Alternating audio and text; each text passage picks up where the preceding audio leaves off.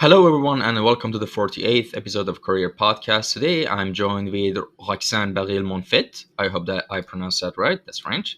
And she's a concept artist from Quebec, Canada. Now, with that out of the way, could you give us a little introduction on how we got into visual arts and design? Well, actually, I'm more an hobbyist concept artist because right now I'm more a 3D animator. I'm right now in Montreal, Quebec, and like I say, in my career, it's been almost 10 years that I work in the animation film industry. And I mean, for me, very back in the days, I can remember the first time I started drawing. I just into it. And when I saw the cartoon, especially when I saw the cartoons when I was young, I rather watch them than reaction movies because I don't know, real life just looks like more boring. And sorry. And when I watch feature animation movies or whatever, I see so many appealing, so many beautiful. I want to make a career out of it. So here I am. All right, and so just to make sure you could say that's right now you're mainly a 3D animator, not a concept artist, right? I mean, just for the sake of correction, I want to ask that. Mm. Um, but that's my real job. I'm an animator, but I used to do concept artists because I like that.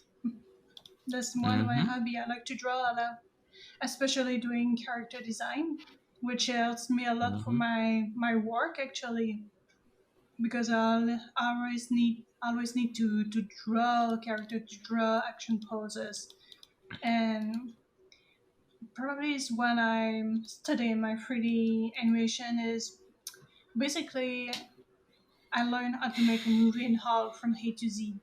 So I learned how to make the concept and to the end, obviously.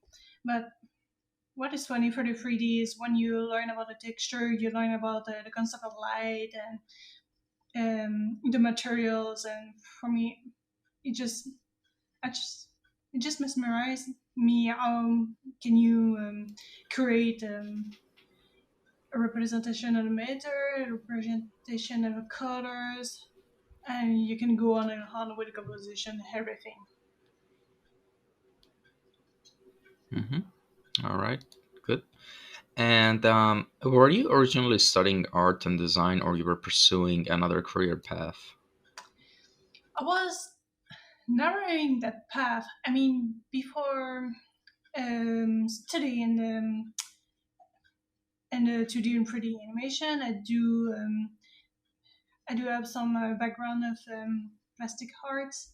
Sorry, it's more a French term. So yeah, basically I was more in um, traditional art. And suddenly I said, probably not my cup of tea. So that's why I switched to 2D and 3D animation. Back in the days, we at Quebec we had a term called cégep. I don't know if you're familiar with. It's just the equivalent of a college, which is more way cheaper, but we have the same good quality of education. So what is funny is I do go to the Cégep du Montréal. Sorry for my French, and 2D and 3D animation. And when I go in there, it's just, I mean, it's a kind of industry so complete, it's so complex at the same time. And what is funny is we learn to do everything, not only animations. As I told you, I mean, if you want a degree, a diploma, and start working, you need to do one thing by yourself from E to Z, except the music part. So yeah, Yeah, that's now actually very really short. interesting. Yeah, yeah, Yes, but sorry, go on. sorry, my film is very short film, and we don't make it to hours length. Yeah, but this is how we've been learned to be more generalist. Um, and what is funny is, as soon we finish the school, we can easily get a job. First, we know what we're are straying hard, what we're good at. for me it was more toward the animations. But I also like to do, as I told you, character design. I like to do concept, and it could be more further writing and stuff like that. So basically, when you learn to do everything, it's more easy for you to get a job afterward. And then, and you just industry, you're getting more specified. So for me, the first job I had, it was very generalist. I started to do 2D animation for mobile games, and then they switched me for another video games actually, which I make concept art, design some items, and also VFX animations and character animation, 2D, 3D, name it. So basically, I touch a little bit at everything, and then slowly more and going more and more deeper in the 3D animations. And when I go back to Montreal in 2017, this is what I'm doing 100%, and I mean for for a job. But it doesn't mean that meanwhile I'm at home. Continue to draw, continue to do concept art.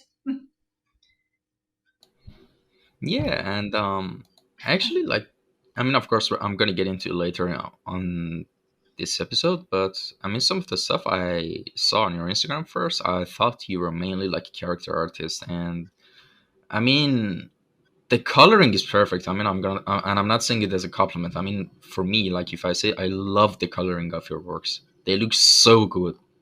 Well, thank you. Like Jesus, some of them look like top of the industry professional level. Like, oh my god, like I really love them. Like most of your works, the coloring is just so perfect. All right, sorry. Wow. All right, let's move on to the next question. What is your main branch of design? I mean, of course, you already mentioned 3D animation. What is your main branch of design that you're focusing on, and now the main thing? And tell us about your experience from the start of it until now. Mhm. Well, for the character design, I mean, I looks like I'm focused, not focused, but I'm more oriented in a cartoon style. Um, Sorry, what was the question at the end? You want to know how I made it, or? Your experience from the start of it, when you started like working like that in that field, from the start of it until now. How has the journey been? Another way to put the question. Well, we can start very far away. I mean, in the 2D animation, what is funny, we do have character design class. And this is more and more into this doing character drawing instead of architecture, background, stuff like that. So basically, always continue to improve in that way, doing characters, doing action pose, um, and while I try to focus more on my drawing, is always to find an idea, a concept, like an history behind that character, and um, I just try to improve myself and go on with that. And also, obviously, with Photoshop, it's kind of easy to push so much with the color and try to create some kind of ambience with that. Um, how can I say? And so, what helped me a lot to improve and the character design part is I do send a lot of submission through a Facebook group called Character Design Challenge, which is which is super amazing, great community. What is funny with that is I learned so much. But first, each time they send a month theme, which helped me a lot to going outside of my box and experience something always new, which is one of my goals is with the character design, with the driving that I made, is always trying to find a new way to improve myself. And what I'm doing for the CDC, the character design challenge, it helped me a lot in this way. So I submitted something, and then and meanwhile I watched so many amazing artists, and what is and with that I learned a lot from them. So for me, is I don't have a particular path. I mean, I do want to continue that way to improve myself, and also maybe with that probably focus more on other hobbies like writing and maybe doing comics, which would be nice. But what I try to do with until now with my drawing is to probably find a way to do to be more efficient, like drawing more faster, getting idea and paper more quicker. But basically, I don't know in my in my life I saw with animator career. I don't want to make money of that. Hmm. Right now, it's just as I told you, it's an hobby. I just loving doing that. All right. And how does your design process usually go anytime you want to start working on a project? It could be animation, it could be concept art, anything. You want the step by step? I mean, for me, just Yes, yes, the whole process. How does it go? uh, for the drawing, it's quite very straightforward. I mean, I find an idea and put on paper.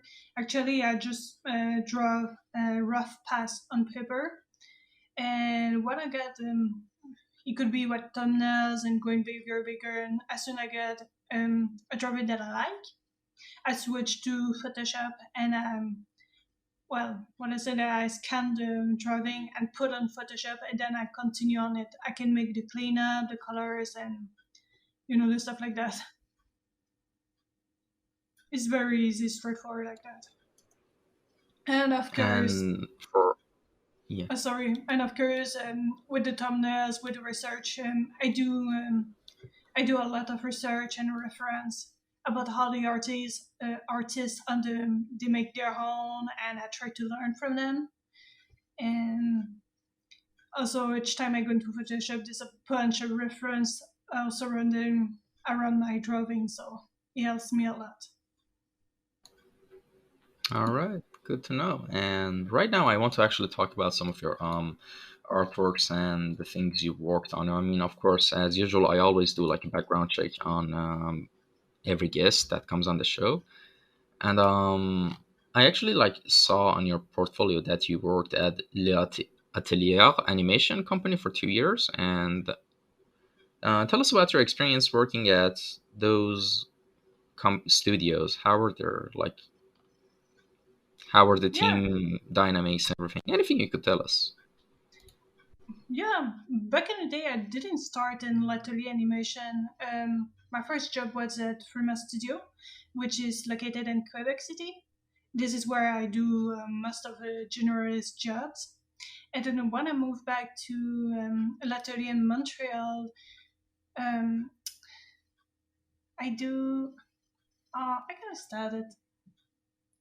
I mean, it's pretty hard because as generalist, you do a bunch of things, but at Frima, I started doing kind of mobile games, and then I switched to documentaries, feature films, teleseries, name it. When I moved back to Montreal, I continued in teleseries, and then I switched a little bit in Cineside doing feature film, and go back to L'Atelier doing another feature film, and now I'm back to Cineside doing, guess what, other feature films. It's very what is funny with the cinema industry is you tend to go back and forth to any studios around there. Yeah, and you also worked on a Netflix series called Robozona, if I'm not Yeah, mispronouncing it. How that was the was experience on that? that series is pretty intense. I have to admit. As an animator, we have some kind of quotas. For instance, in a feature film, we have almost maximum 4 seconds per week. This is how we build up our deadlines and workflow. And a teleseries is not 4 seconds per week, it's almost 20 or 40 seconds. It's way higher. So when I work at Robozina with an amazing team, is the pipeline is it's intense too. but we managed to doing it. I mean, in the TV series, you used to make more quantity of animation instead of quality. But the way that we build our pipelines and our workflow made the job a little bit easier. But it was super tense.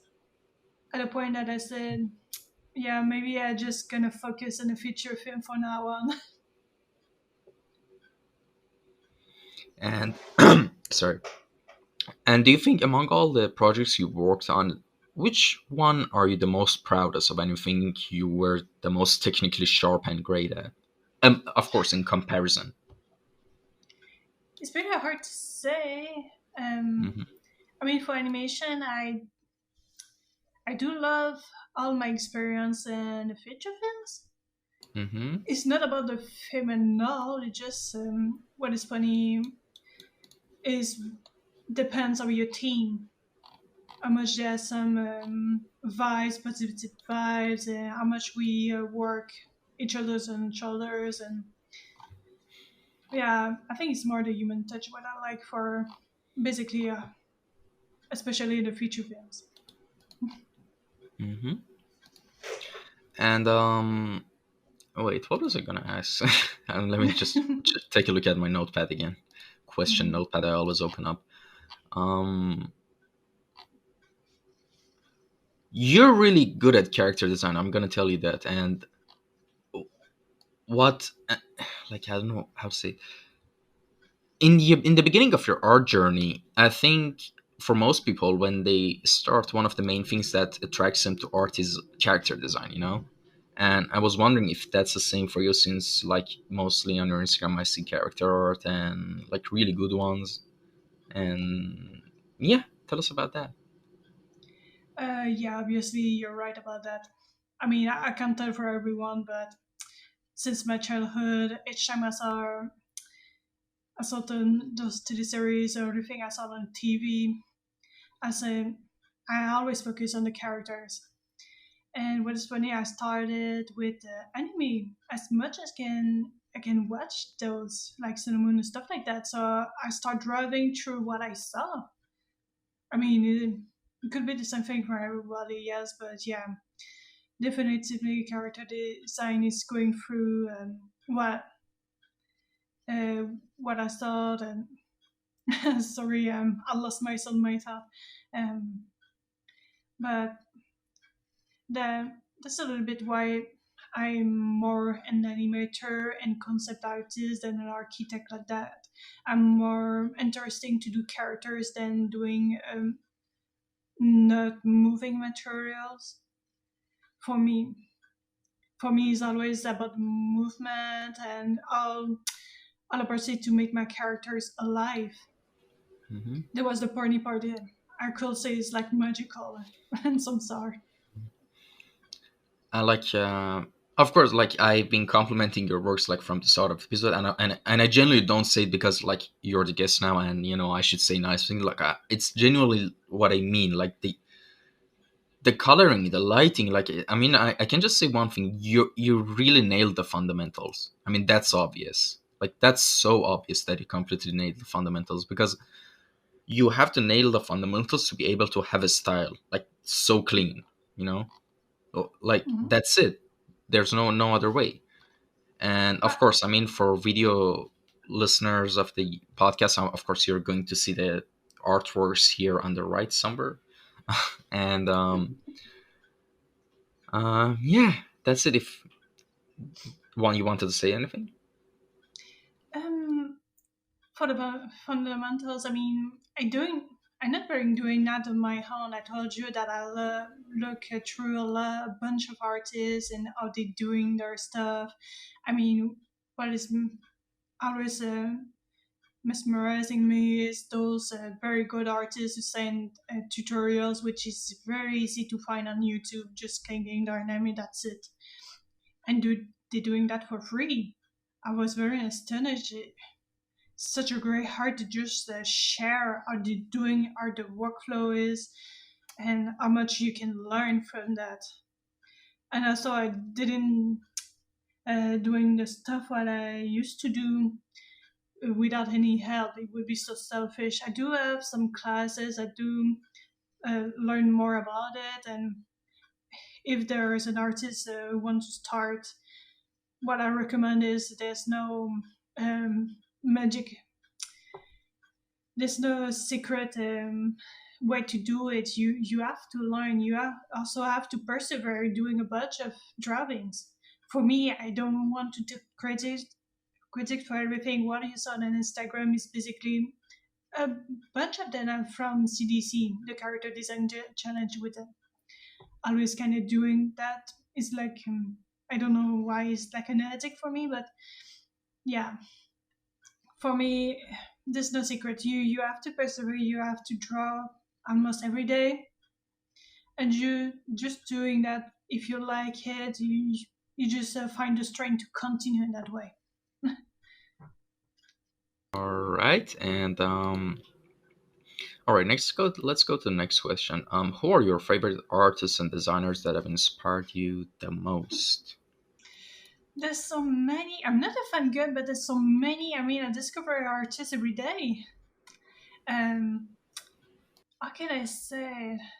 Oh man, I I probably sent some names like that. As I told you, Coffee Fusu, which are very surprising how much quantity of good quality drawings is made.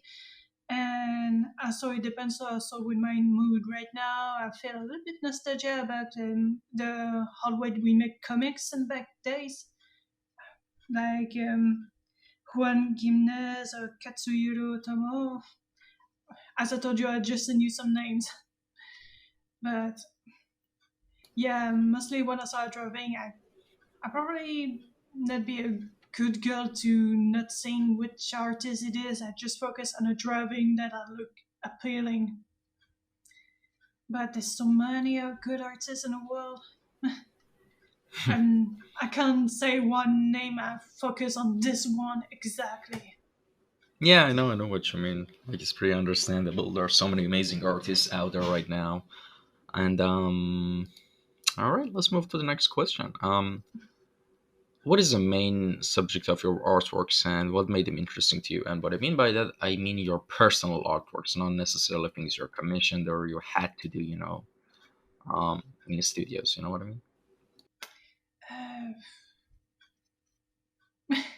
it's pretty hard. I mean, mm, depends if you call commission or not. I always doing that for myself. What I like to do, yeah, basically is turn for the cartoon style, and also a kind of fantasy world. Um, yeah, maybe it's too generalist to say that.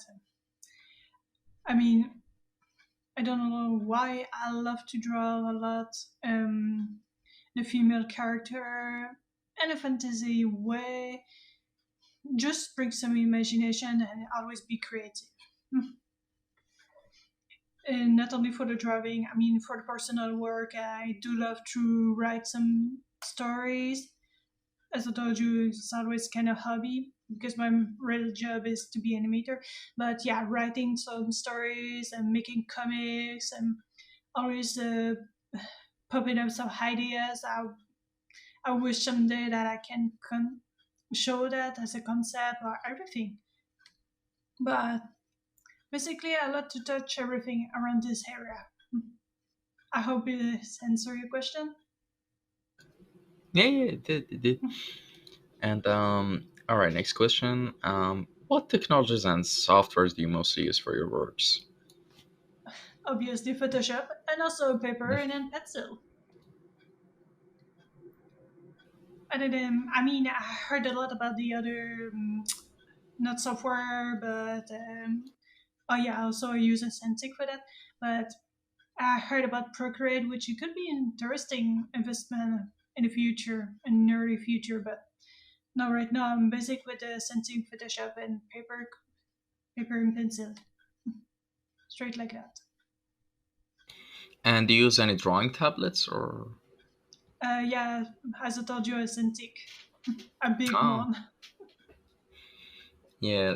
And when did you got it? When year? What model is it? The Cintiq 22 HD, I buy that for a long time ago. I mean, it's almost 9 or 10 years. It's very old, but I mean, I love the size. It's very big enough, and Hmm. when it's seated, it's just perfect to draw on it. Yeah, those are pieces of machines. They're really awesome. Hmm. And next question: any advice and tips for a good portfolio and resume for artists?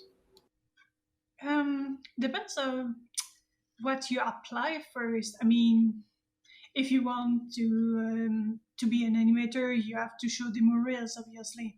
Um, if you want to show a kind of character design besides, it would be more a portfolio. But mostly, what people seek for a job, it would be one job, and you have to show everything you can do with that. If you're doing character design, obviously you show a portfolio with characters in it.